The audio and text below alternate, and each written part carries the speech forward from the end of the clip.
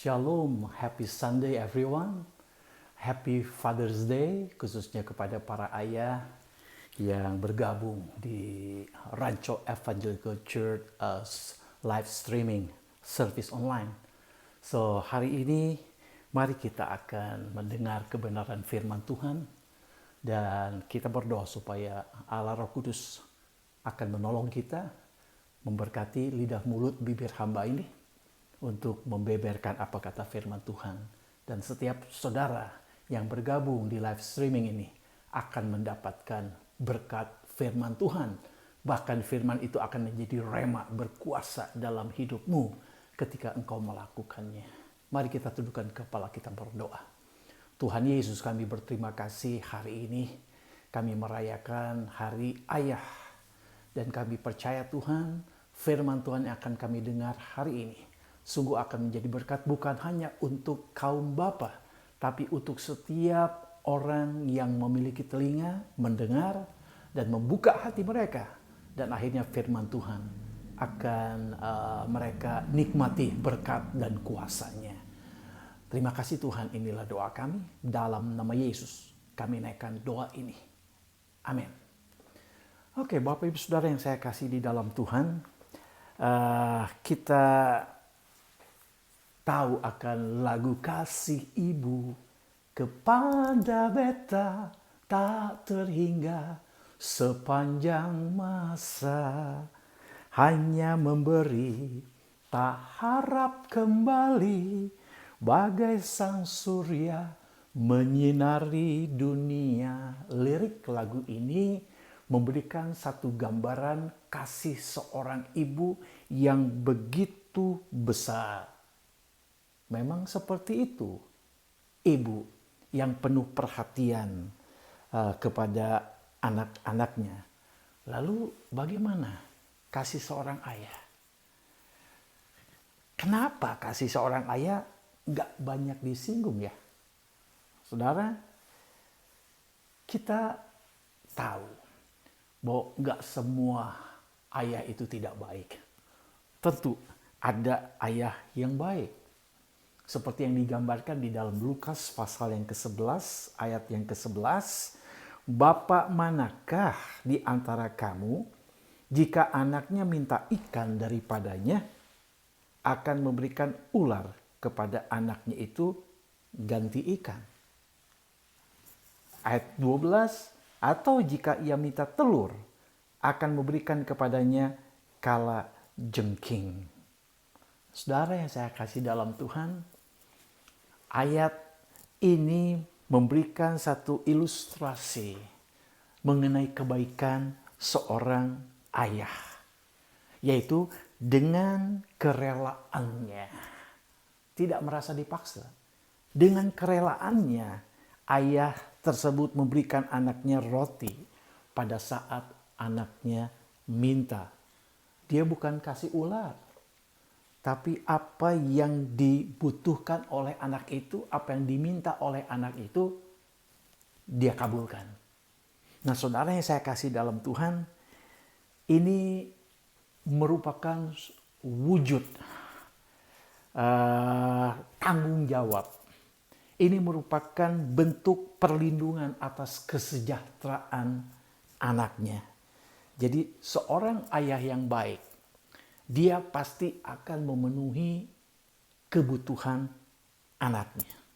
Seorang ayah yang baik, tentu dia rela untuk berjerih lelah. Dia rela untuk berkorban apapun juga demi anak-anaknya. Memang ada istilah surga di bawah kaki ibu.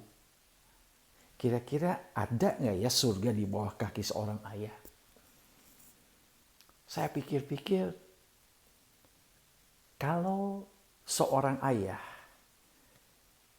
bisa memenuhi kebutuhan anak-anaknya baik secara jasmani maupun rohani. Kalau seorang ayah bisa mendidik anaknya di jalan Tuhan dan menjadi teladan di dalam kehidupan imannya, lalu dia memberikan perlindungan yang nyata kepada anak-anaknya, Lebih daripada itu, seorang ayah yang baik, dia akan menjadi sahabat bagi anak-anaknya. Kasihnya dia limpahkan dengan tulus hati, dengan tulus ikhlas. Karena kalau kita bicara tentang sorga, itu berbicara mengenai hal yang aman, nyaman, sejahtera. Dan kalau kita menemukan atau menjadi ayah, seperti yang saya katakan tadi, bukankah anak-anak kita merasakan suasana sorga di bawah kaki ayah, bukan? Nah, saudara, hari ini kita akan lihat di dalam Lukas pasal yang ke-15. Ketika saya mempersiapkan akan bagian firman Tuhan dalam rangka Father's Day, dalam minggu yang lalu setidak-tidaknya 3 kali saya bermimpi, berjumpa, ngobrol, berbincang-bincang dengan almarhum ayah saya. Biasanya kalau kita bermimpi mengenai orang yang sudah mendahului kita ke surga, jarang sekali kita bisa mendengar kata-katanya, mungkin hanya mukanya saja. Tetapi 3 hari berturut-turut ini, saudara, saya mendapatkan nasihat untuk tetap setia melayani Tuhan, merendahkan hati, jangan sombong.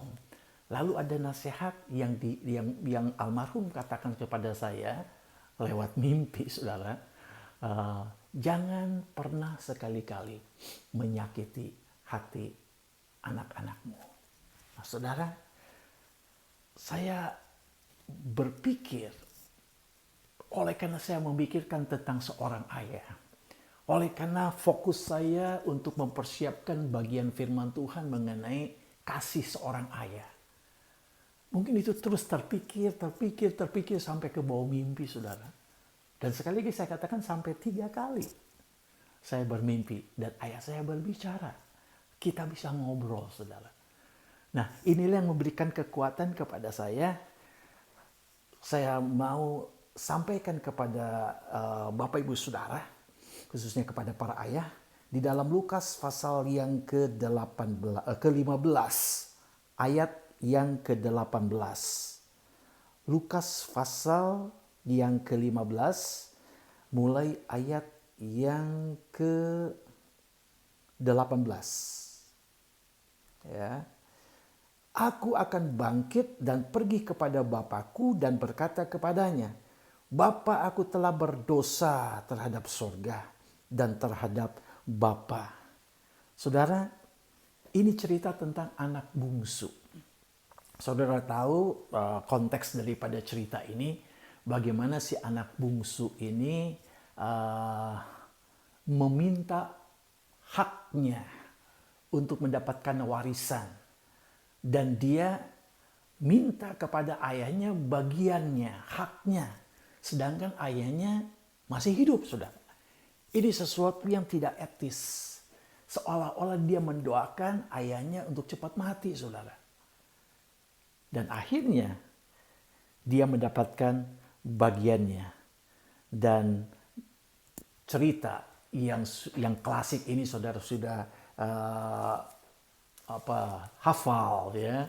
Bagaimana si anak bungsu ini mendapatkan haknya, warisannya menjadi bagiannya, dan dia jual itu warisannya semua, lalu dia menjauh daripada bapaknya dan keluarganya. Warisan yang dia terima, dia gunakan untuk hidup senang, ya, semaunya, untuk berfoya-foya. Dia berpikir dia ingin hidup dengan bebas, nggak ada yang bisa mengatur dia. Tetapi saudara, akhir ceritanya bahwa semuanya sudah ludes. Akhirnya dia hidup dalam penderitaan dan kemalangan yang dibuat oleh kesalahannya sendiri. Sehingga lewat bencana kelaparan di negeri itu, akhirnya dia pun mengalami kesusahan yang sangat dalam. Sampai akhirnya dia melamar untuk menjadi penjaga babi. Saudara tahu anak bungsu ini orang Yahudi. di tengah-tengah bangsa Yahudi sesuatu pekerjaan yang najis, yang haram, yang sangat dilarang, yaitu menjadi penjaga babi. Tetapi oleh karena situasi kondisinya, dia kompromi imannya dengan budaya lain.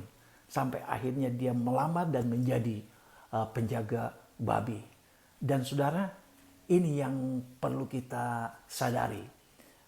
Dia memang awalnya senang oleh karena memiliki hasil penjualan warisannya. Tetapi dia menjauh daripada bapaknya. Satu ilustrasi gambaran buat kita. Dosa itu memang awalnya enak, saudara. Tetapi ujung-ujungnya kemalangan. Ujung-ujungnya penderitaan. Mungkin awalnya menjauh daripada hadirat Allah. Senang, bebas, terbebas dari aturan-aturan.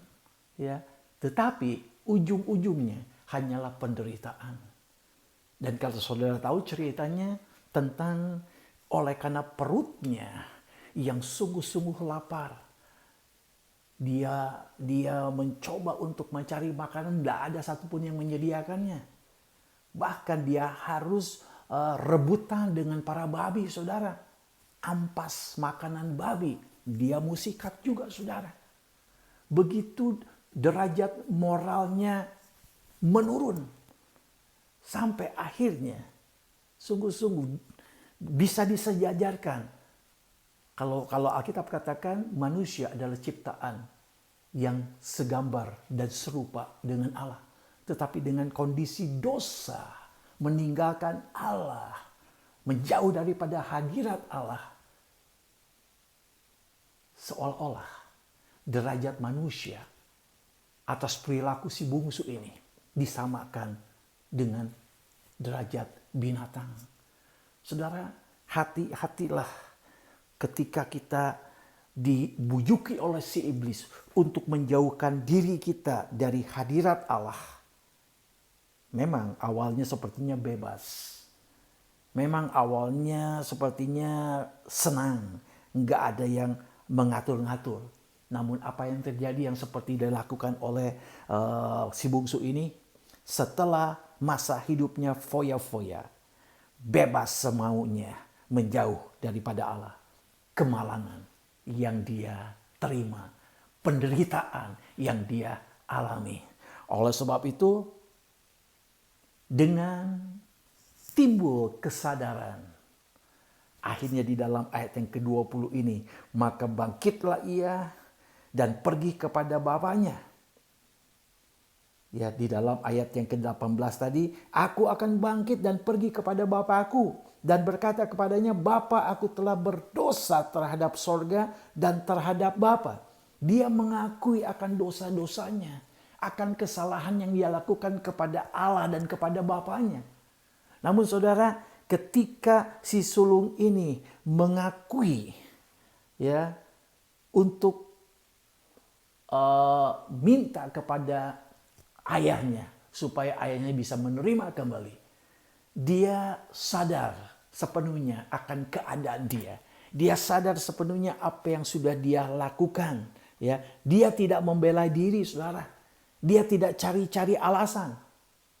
Tetapi dia langsung mengakui memang ia telah berdosa kepada Allah selama ini.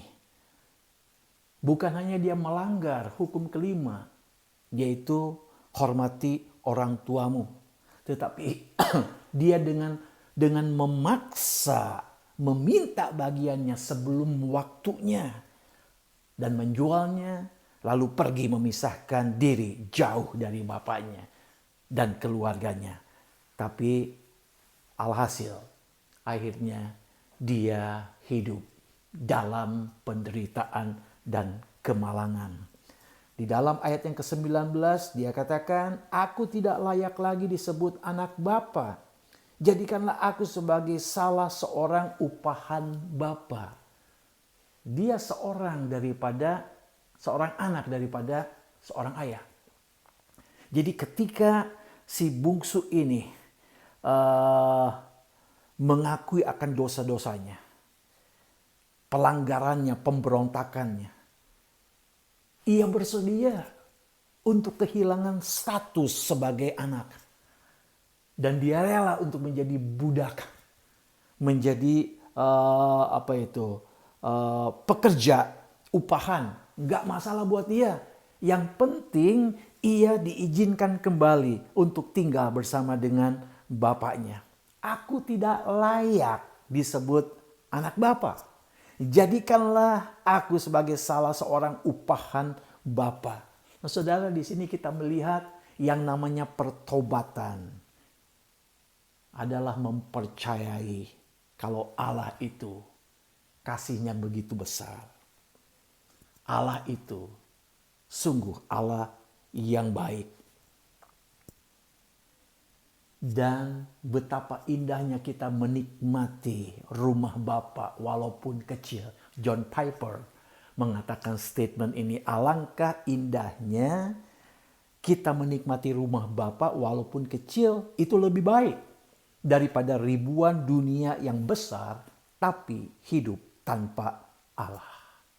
Saudara yang saya kasih di dalam Tuhan, mari kita bersama-sama, khususnya kita sebagai para ayah dari anak-anak kita melihat gambaran kasih Tuhan Yesus yang di dalam kisah perumpamaan tentang anak yang hilang ini. Yesus yang adalah Allah itu sendiri di dalam diri Bapa ini. Kita lihat bagaimana kasihnya, pengampunannya kepada anak bungsunya. Anak yang hilang. Ayat yang ke-20, saudara. Maka bangkitlah ia dan pergi kepada bapaknya. Ketika ia masih jauh, ayahnya telah melihatnya. Lalu tergeraklah hatinya oleh belas kasihan. Ayahnya itu berlari mendapatkan dia, lalu merangkul dan mencium dia. Saudara, luar biasa. Satu gambaran kasih Tuhan Yesus kepada orang berdosa. Kerinduan Allah yang sangat mendalam ketika orang berdosa itu datang kembali kepadanya dan bertobat. Di situ kita melihat kasih Bapa kita di sorga. Sungguh memiliki hati yang penuh dengan belas kasihan. Gambaran di sini ayahnya ketika melihat dari jauh si bungsu itu.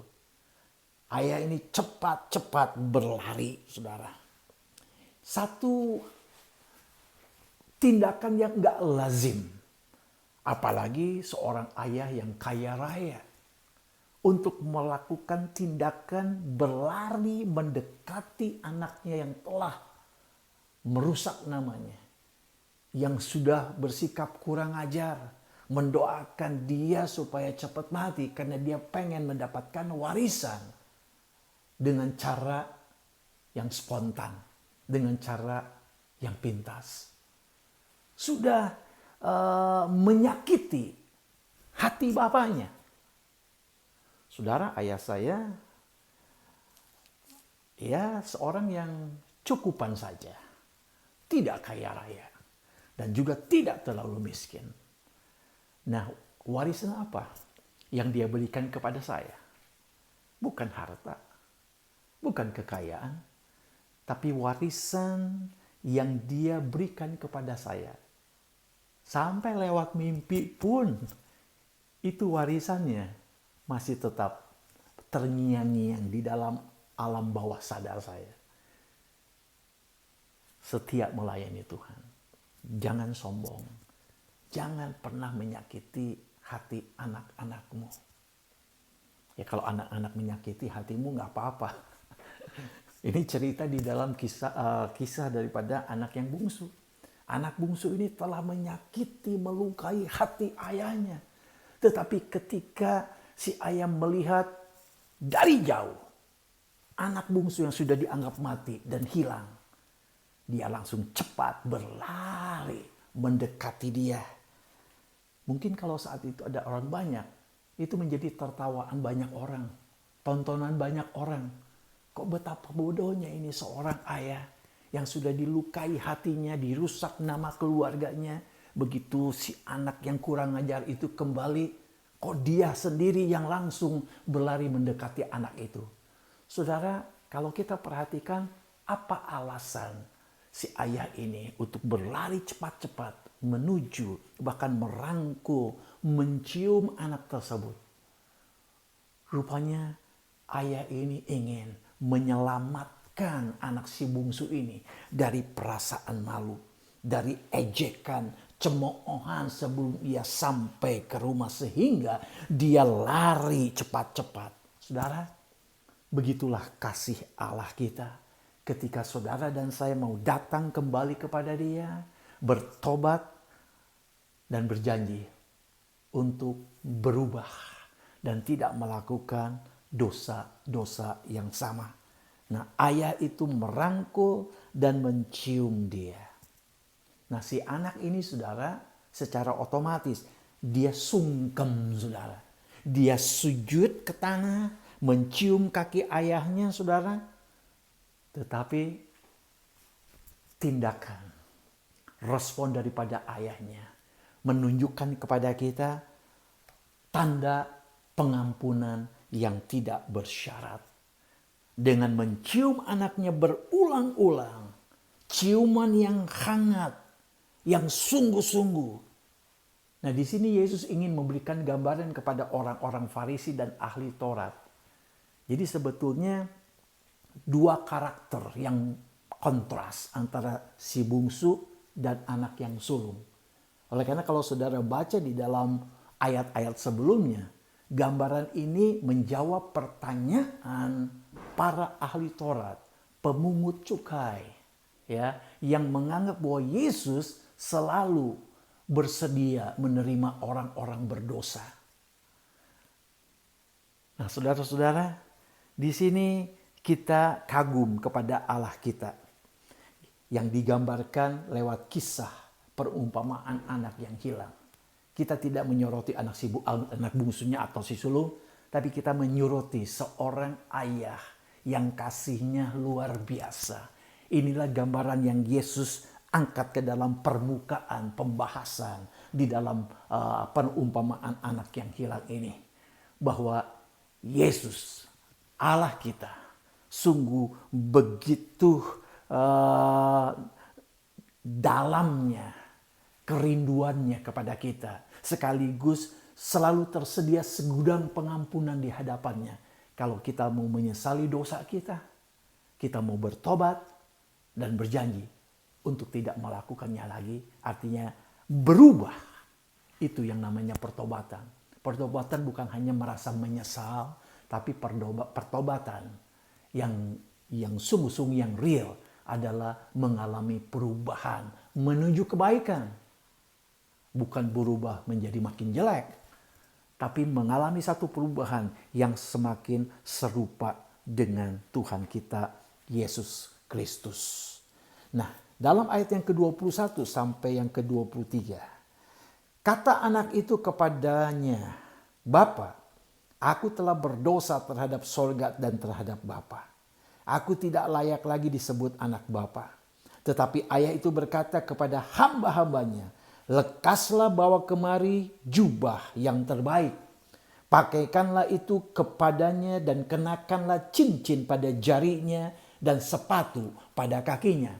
Dan ambillah anak lembu tambun itu, sembelilah dia dan marilah kita makan bersukacita."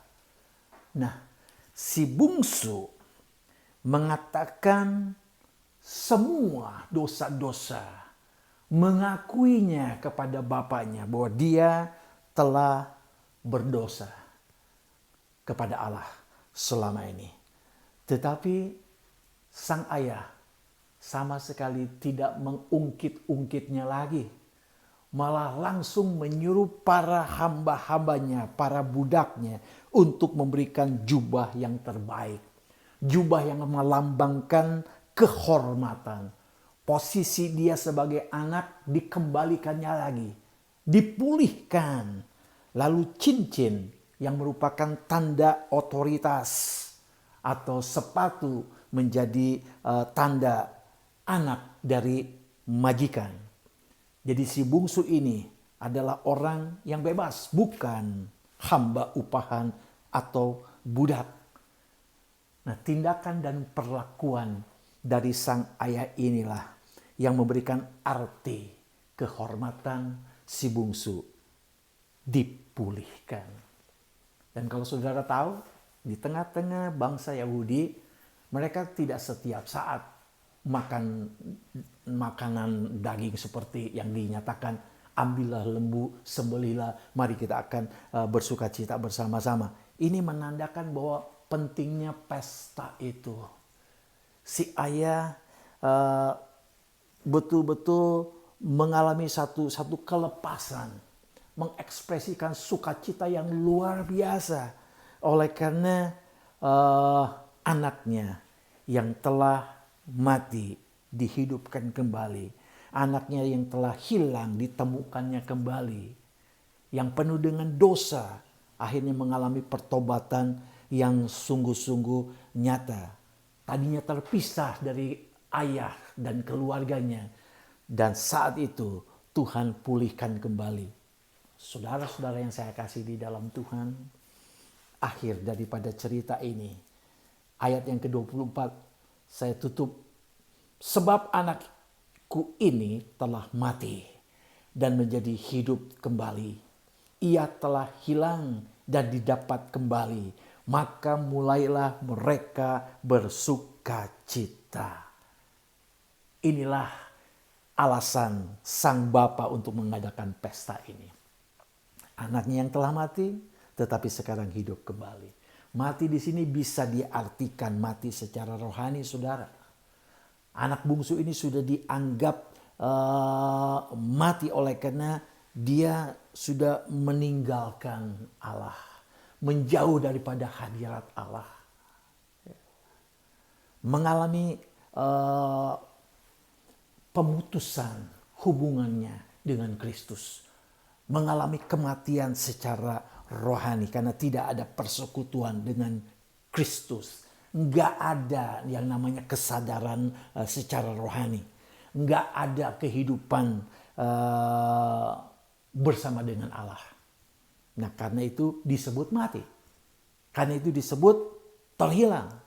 Hidup yang terpisah dari persekutuan Allah. Itu merupakan kematian rohani.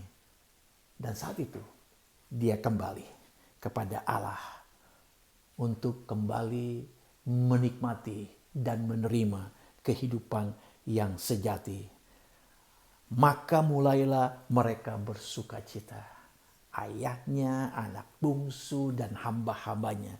Ini merupakan gambaran hati Bapa kita di sorga. Bersuka cita ketika ada orang yang datang bertobat dan mau mengalami perubahan kembali kepadanya. Nah, para ayah, dimanapun kau berada, khususnya para ayah yang ada di Rancho Evangelical Church, biarlah lewat kisah seorang ayah yang menyatakan kasihnya yang luar biasa kepada seorang anak yang sudah mati, yang sudah dianggap terhilang, yang sudah merusak nama baik keluarga, melukai hati seorang ayah. Tetapi melalui perumpamaan anak yang hilang ini, saudara dan saya bisa melihat sebagai cermin. Apakah kita seperti anak bungsu yang selalu berontak kepada bapaknya, yang berusaha untuk menjauh dari bapaknya, akhirnya terhilang di satu negeri penuh dengan dosa, jauh dari hadirat Allah, hawa nafsu yang sesaat ya sempat merasuk dalam hati dan pikirannya. Harta-harta kekayaan yang dia miliki itu bersifat fana. Dia sempat menikmati kenikmatan dunia yang bisa menjebak dia, mengkompromikan imannya dengan istilahnya majikan dunia ini, yaitu iblis. Jangan sampai saudara dan saya terlambat untuk kita menyadari sepenuhnya. Dosa-dosa kita perlu kita akui di hadapan Tuhan. Kita sebagai seorang ayah tidak lepas dari kekeliruan, dari emosi yang tidak bisa kita kendalikan, sampai akhirnya dengan secara tidak sadar kita melukai hati anak-anak kita. Mari kita akan fokus dan kita akan mengencourage anak-anak kita untuk memiliki masa depan yang penuh dengan harapan ketika mereka tetap membina hubungannya dengan Allah sebelum terlambat, saudara. Sebelum kita mengakhiri akan hidup kita di muka bumi ini. Jangan sampai ketika kita ada di ranjang rumah sakit, unit gawat darurat, kita tidak bisa ngomong lagi. Info selang sini sana sini, ya oksigen, dalam keadaan koma, baru kita mau bertobat. Saudara, tangan Tuhan, Bapa kita di sorga, selalu terbuka untuk memberikan pelukan kepada kita, untuk memberikan ciuman kepada kita. Ketika kita mau datang menyadari akan dosa-dosa kita, menyatakan pertobatan yang sungguh-sungguh dengan berjanji kita akan mengalami perubahan yang semakin membaik karena kita sadar hidup tanpa Allah semuanya sia-sia. Karena itu di dalam rangka Hari Ayah ini, biarlah lewat perumpamaan anak yang hilang ini kita bisa melihat dan mengagumi kasih Bapa kita di sorga yang sudah turun ke dalam dunia mencari dan menyelamatkan orang berdosa supaya mereka boleh menikmati, mengecap kasih-Nya, pengampunannya yang tiada bersyarat, kasih-Nya yang sempurna. Dan biarlah kita semua boleh menikmati dan mengalami anugerah pengampunannya, belas kasihannya secara pribadi di dalam hidup kita. Sekali lagi, Happy Father's Day. Jadilah sebagai ayah yang melakukan sesuatu yang terbaik buat anak-anaknya. Berbahagialah kalau saudara masih memiliki seorang ayah. Lakukan sesuatu yang terbaik buat dia. Tidak ada tandingannya. Tangan seorang ayah yang sukarela bekerja, berjerih lelah karena dia ingin menyatakan kasih-Nya kepada kita sebagai anak-anaknya. Mari kita akan tunjukkan teladan iman kita kepada anak-anak kita. Dan kiranya Tuhan memberkati kita semua. Mari kita tundukkan kepala. Tuhan Yesus, kami berterima kasih karena firman-Mu. Iya dan amin.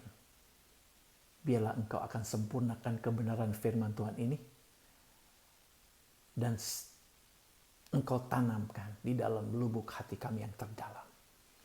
Sehingga kami boleh bercermin kepadanya. Inilah doa kami Tuhan. Di dalam nama Yesus. Kami naikkan doa ini. Haleluya. Amin.